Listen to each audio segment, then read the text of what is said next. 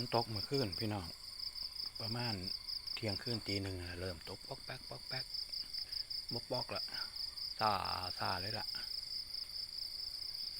มันจะหยุดเนี่ยมันจะหยุดฟังได้ไหลเนี่ยแหละหยุดแล้วผมก็ลุกขึ้นมาต้มน้ำส่งกาแฟนี่แหละดีครับเย็นสบายบอกว่านะมันจะตกอยู่หลายมื้อแล้วล่ะแต่มันบนท่านตกอยู่เดิมมันคล้ายๆว่ามันอัดตึกเนื้อย่างพี่น้องตื่นขึ้นมากันละมั้ง